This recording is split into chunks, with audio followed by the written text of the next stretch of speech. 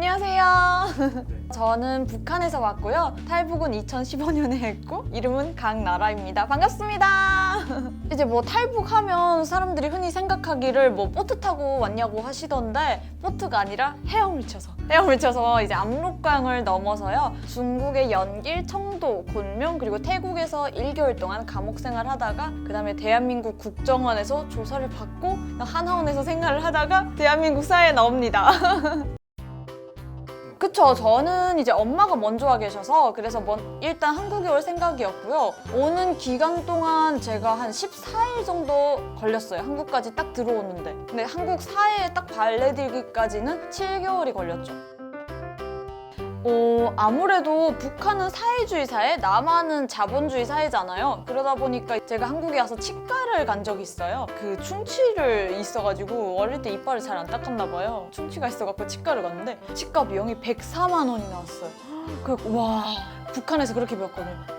너희 이제 남조선 이런 사회는 이빨도 금이빨도 다 뽑아가는 세상이라고. 그래서 제가 그때 살짝 그 말이 들었던 게 와, 이렇게 자본주의는 다 비싸구나 이런 생각이 좀 들었어요. 근데 그게 뭐 임플란트인가 뭐 그런 건 도움이 안 되더라고요. 네, 맞아요. 저는 북한에 살면서 치과를 한 번도 가본 적이 없어요. 19년을 살면서 한 번도 안 갔어요. 진짜로. 근데 북한에서는 치아가 아프지 않거나 이러면 치과 안 가도 돼요. 스케일링 안 받아도 돼요. 북한에서 오시는 분들이 거의 한 80% 정도가 결핵에 걸려 있어요. 근데 결핵을 한국에서는 진짜 딱 고쳐주더라고요. 3개월 만에. 그래서 그런 거 보고 와, 진짜 안 고쳐줄 줄 알았거든요. 결핵하면. 근데 그게 고쳐줘서 조금 신기했던 것 같아요.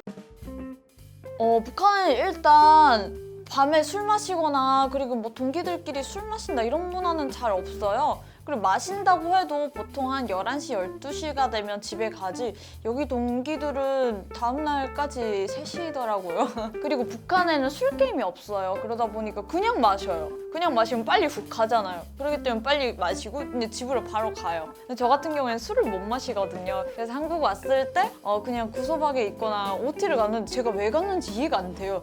가서 저녁 7시부터 다음날 7시까지 자다가 왔어요. 왜 갔죠, 제가? 네, 북한에서도 술 먹어봤죠, 당연히.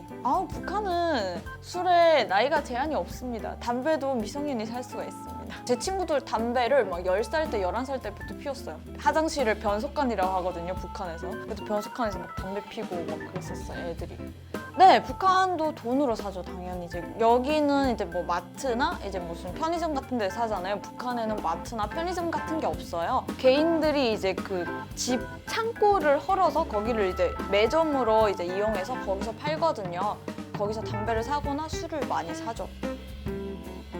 말도 마세요. 지하철 처음에 너무 어려워가지고 제가 한국에 딱 금방 왔을 때 엄마 여기서 어디로 가야 됩니까? 막 이렇게 전화를 하면서 사투리 하면서 하나도 모르겠는 거예요. 그리고 제가 막 지하철 한 번 앉으면 끝까지 가거나 모르니까. 왜냐하면 평양에는 지하철이 있지만 지방에는 지하철이 없어요. 그러다 보니까 너무 신기하기도 하고 그리고 처음엔 너무 좋았어요. 너무 좋고 왜냐면 뭐 끝에서 끝까지 왔다가도 뭐 1시간 남짓 하니까 시간이 그렇게 뭐 빠듯하지도 않더라고요. 그래서 괜찮았는데 지금은 이제는 익숙해서 북한의 지하철은 3호선까지밖에 없어요. 3호선까지밖에 없어서 그리고 또 중요한 건 역하고 역 사이 거리가 너무 멀어요. 여긴 거의 보통 한 3, 4분에서 5분 사이잖아요. 보통 북한은 막 20분, 10분 넘어요. 역 사이 거리가. 근데 이제 지하철이 사람 이것도 너무 많아서 편해졌죠. 편해져가지고 자주 타는 것 같아요, 그래도. 근데 보통 서울이나 이제 막 경기도 이런 데 차가 너무 막히잖아요. 그래서 그냥 지하철이 더 편하고 왜냐면 차를 타면 택시를 타면 버스를 타면 약속 시간보다 항상 늦어져요. 그러다 보니까 지하철이 제일 안전하고 언제나 믿음 가는 그런 교통수단인 것 같아요. 와, 진짜 말도 마세요. 저는 한국 와서 정말 깜짝 놀랐어요. 제가 이제 한국에 딱 왔을 때 북한에선 주 교통수단이 자전거란 말이에요. 그래서 저도 한국에 자전거를 샀어요. 자전거를 타고 이제 카페를 갔어요. 카페를 갔는데 앞에다 세워놨어요. 이렇게 그 열쇠를 잠궈서. 제가 그 거짓말 아니고 한 3, 40분 동안 그 카페를 마시면서 이야기를 하면서도 자전거만 뚫어져라 봤어요. 왜냐면 누구 훔쳐갈까 봐. 북한에서는 자전거 그냥 이렇게 열쇠 다 잠궈서 바로 옆에다 놔잖아요. 놔도 그냥 5분, 10분 눈 뗄 사이에 그냥 그걸 다 훔쳐가요. 그리고 휴대전화를 주머니에다 입고 다니잖아요. 그럼 그 주머니를 이렇게 연도날로 이렇게 쫙 도려내서 이거 핸드폰 훔쳐가요. 그 정도로 치안이 너무 이제 도둑놈들이 너무 많기 때문에 전 자전거를 정말 그렇게 안 훔쳐갈 줄 몰랐어요. 그 정도로 한국이 치안이 너무 좋은 것 같아요. 그건. 일단 한국이 너무 그런 게 좋은 것 같아요. 저는 한국에 처음 왔을 때 카카오 스토리밖에 할 줄 몰랐어요. 근데 알고 보니까 이제 조금 다 연령대가 있으신 어른들이 카카오 스토리 많이 하더라고요. 제가 10대 때 카카오 스토리를 했으니까 얼마나 웃었겠어요. 근데 그러다가 페이스북으로 갈아탔는데 그다음 페이스북에서 다시 인스타그램이 나오더라고요. 그래서 인스타그램을 했거든요. 근데 그런 다양한 SNS로 사람들과 소통할 수 있고 그리고 또 국내뿐 아닌 또 해외 친구들도 사귈 수 있는 그런 좋은 기회잖아요. 그런 게 너무 좋은. 근데 북한에선 반대로 이제 그런 SNS가 없으니까 조금 막막했고 지금 생각하면 내가 거기서 어떻게 살았나 싶어요. 제가 인스타그램을 너무 좋아하다 보니까 이게 거의 중독이에요. 근데 북한에 가면 그런 게 없잖아요. 와 진짜 북한에도 빨리 인스타그램이 생겼으면 좋겠다. 왜냐면 친구들하고 막 이거 팔로우하고 팔로잉하고 이러면 얼마나 좋겠어요. 저희는 이제 여기서 카카오톡이라고 말하는 통보문이라는 이제 메시지 창이 있어요. 그걸로 이제 친구들하고 이거 메시지를 주고받을 수 있어요. 딱히 없는 것 같아요. 이모티콘도 있고 사진 보내기도 있고 그냥 카카오톡보다는 딱히 다른 건 없는 것 같아요. 그냥 통보문이라는 겉에는 이제 카카오톡은 노란 거잖아요. 근데 이제 통보문은 이제 초록색으로 되어 있어요. 플러? 플러 좋아하세요? 좋아하진 않는데요. 좋아하진 않는데요. 이제 북한에는 클럽이 없으니까 이제 한국에 왔을 때 클럽이 너무 신세계고 제가 이제 생일날에 작년 생일날에 처음으로 엄마한테 허락을 받아서 클럽을 가봤는데요. 와 집에 안 오고 싶었어요 정말.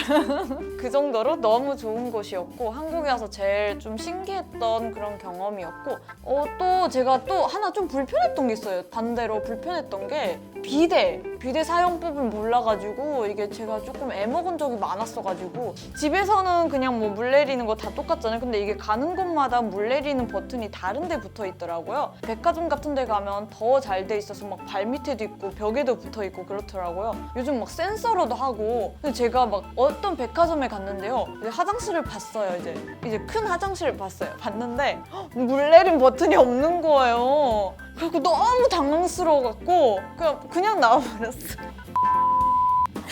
그 정도로 이게 너무 어려워서 제가 다음부터는 이거 물 내림 버튼을 보고서야 찾아보고 그 다음에 화장실을 봤어요.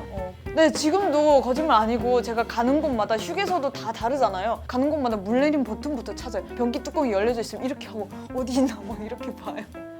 네, 제가 지금까지 이제 뭐 한국에 와서 이제 좀 신기했던 거나 아니면 이제 한국 사회에서 조금 이제 좀 낯설고 그랬던 이제 저의 이제 경험담을 이야기했는데요. 여러분이 재밌게 봐주셨으면 좋겠어요. 여러분 좋아요, 구독 꼭 눌러주세요.